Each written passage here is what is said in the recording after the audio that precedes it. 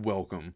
I am the one and only MSJ, Max for short, and welcome to the movie collection throwdown, where me and the 13th Wolfman, right here on YouTube, we've been pitting our movie collections back and forth against one another, asking each other challenges to see if we can find this in our collection, or TV. Um, but I issued a challenge back to him earlier this month of April 2020, and hey, I'm issuing you a challenge because I have been a big fan of the 13th Wolfman for many, many years because I have been doing the 31 Days of Fright where I dedicate a whole month to horror movies where I watch a different horror movie each one of those days in October. And during my first run, I was trying to find similar people who were doing it, trying to make sure I wasn't copying people. But I'm like, you know what? That first year, I'm just going to do movies that I really liked. And I found a few people, and the 13th Wolfman is one that really kind of stuck out to me. Um, so and I've never really done anything with him. And I'm like, you know what? This would be a good chance to do it with everything going on in the world. It's like, you know what? I'm issuing you a challenge. I need you to go into your movie collection and find a movie that you might have double, triple, even quadruple bought over the years. So that was the first one, and he issued a challenge right back to me, and I answered and issued a challenge right back to him. So we've just been having this back and forth, pitting our movie collections back against one another, and having a lot of fun doing this. So we're just gonna keep this going until one of us just runs out of movies, which probably me, but I'm still gonna give it all my all. So he issued a challenge to me. I needed to find a movie that predated 1977, a sci-fi movie, no less. That was kind of tough. It really was. I only had a couple, to be honest with you, even though I may have seen a lot of pre 1977 sci fi movies, but what I own is a different story. But I have to reveal my answer from last video's question, where I asked him a question: is which movie did everyone else hate but you love? Not really hate, but just really universally disliked, basically. And he came back with a really good one. And what my answer was really shocked me because what I had picked out shocked me because it was very similar, but just very on the opposite end of things. Because it is Southland Tales, directed by Richard Kelly.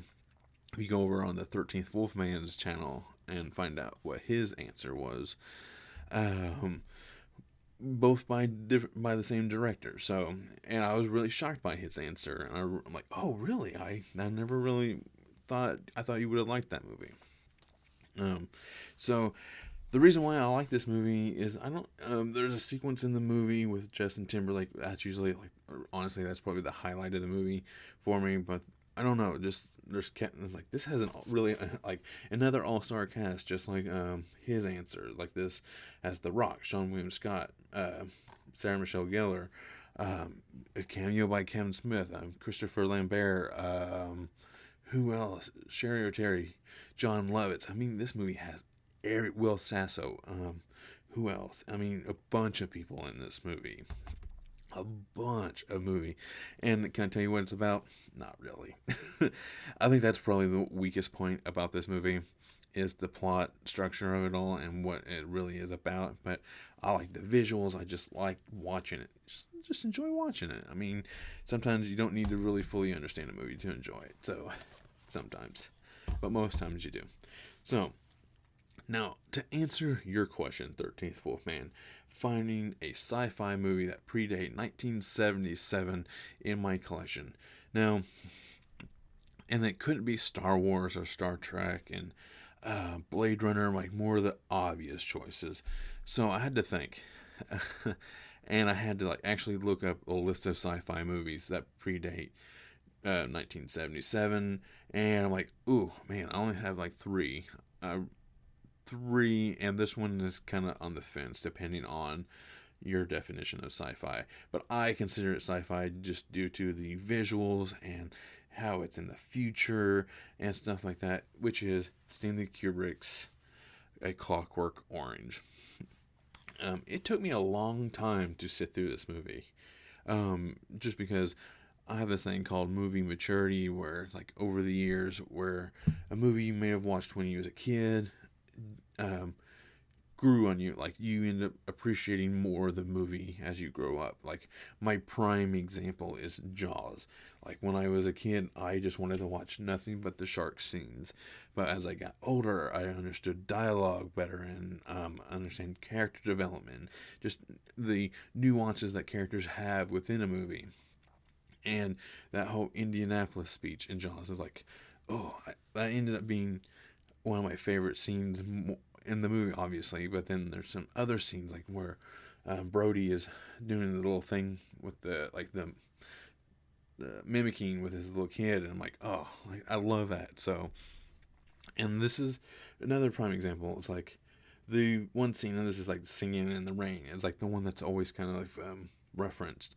But I ended up, like, when I finally got to watch it all, I'm like, oh wow, like, this is a, just a great movie. And Clockwork Orange, the book, is like one of my two, like, it's on my to be read list, like top 10 for sure.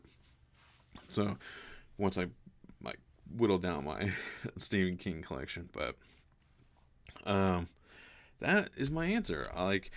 This is a very different kind of sci-fi movie. It's like, you don't need to be in space or lightsabers or phaser guns, or this is just like, you know what if yeah, like, I can't really explain it, but it's like the architecture, and like the gangs run the world in a way, and like it's just like the way they talk, like that in itself is kind of sci-fi. Like, they have a, like, just their language and like their wording and stuff like that. So that alone kind of gives it a sci-fi feel, even without it being sci-fi, you know. So, so that is my answer to your question. Now it's the time where I get to issue my challenge. That was kind of a tough one. I had a few other ones I could have picked. I could have picked Bride of Frankenstein and the Rocky Horror Picture Show. Those are the two other ones, but I chose this one instead. So, but now we're gonna stick with the sci-fi theme. Sci-fi is one of my favorite genres. I want you to go into your collection. It has to be sci-fi, but I want you to pick a movie that you blindly bought. Ooh, like, you did not watch a trailer. You didn't know what it was about, except for that little synopsis on the back. Or even if you didn't read it, you just liked the cover. I mean, I've bought many movies where I've just picked a movie based on the cover alone. So that's what my challenge is to you, 13th Wolfman, from Brother Max. I want you to pick a movie that you blindly bought, a sci-fi movie, where you knew nothing about it, and then you took it home and you liked it. So you, like, instantly liked it, like, and it still holds up to in your mind to this day. So let me simplify that again. Go into your collection that you has to be sci-fi, that you blindly bought, and that you liked. So it can be from any era, any decade. I know that can just be tough alone. So that is it. Once again, click subscribe, hit the bell to stay notified. Go over to the 13th Wolfman's channel, click subscribe, and hit the ring that bell, ding that bell, bing that bell. I don't think that's how he says it. So he can stay up to date on his videos, because we're going back and forth, and you don't want to miss any of these videos. So thank you. I am the one and only EMSJ, Max for short, and thank you.